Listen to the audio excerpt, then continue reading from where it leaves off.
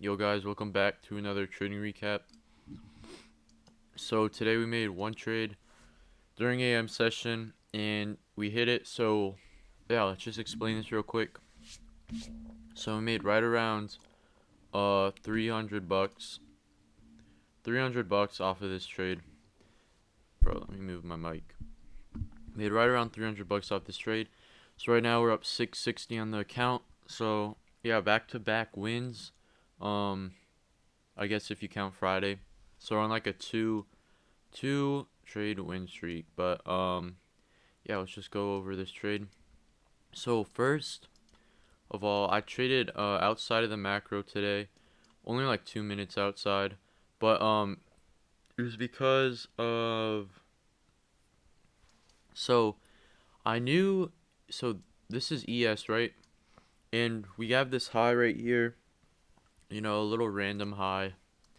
Yeah, so we just have like this big, I don't know, this might have been news or something, but we have a high here. And on NQ, we already took out that high a long time ago, and as we know, ES is the lagging index. So since ES since ES was the lagging index, we came up. We already took this out on NQ, so it's like okay, ES is probably gonna do the same exact thing, and yeah, that's what we did. But I just couldn't find any entry for this trade. Specifically in the macro, we could have entered like this maybe, but also break of structure wouldn't have been until this candle close, and the high is right here. So yeah, I don't think there was any reason to go long, or there's just no confirmation really. Not enough for me at least to long it. Um, but yeah, that's pretty much it. And I think there might be SMT. Thought there was SMT. There. Oh yeah, there's like hourly bullish SMT for ES, I think. So yeah, we got like a lower low right here, and then on NQ we have this higher low right here. So there was some SMT there too. It's another reason why I wanted to be bullish kind of. But yeah, as soon as I saw that, I was like, okay, so this is gonna get hit. I mean, I was like, yeah, okay, that got hit. We didn't get an entry, so let's just wait.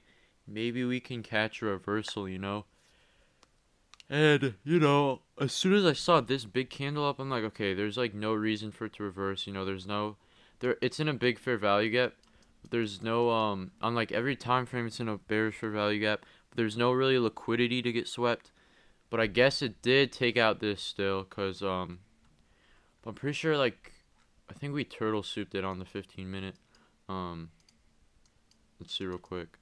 Yeah, we turtle souped that on the 15 minute, but we entered a little early because basically I checked and I was like, okay, yo, we just invalidated this big imbalance right here.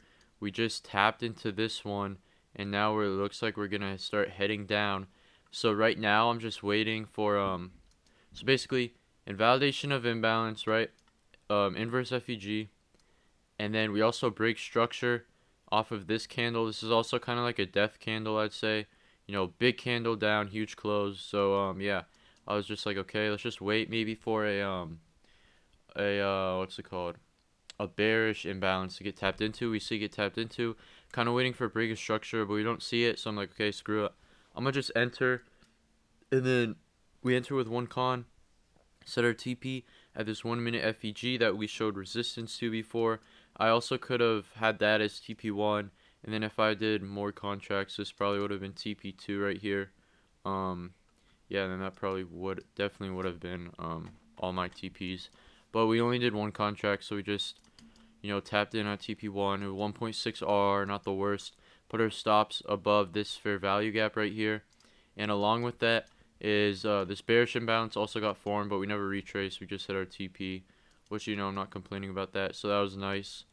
Um, and there's only one reason. The main reason I took this trade right here, because it was outside of the macro, so I really didn't want to take it. I wanted to go longs, but we never got that.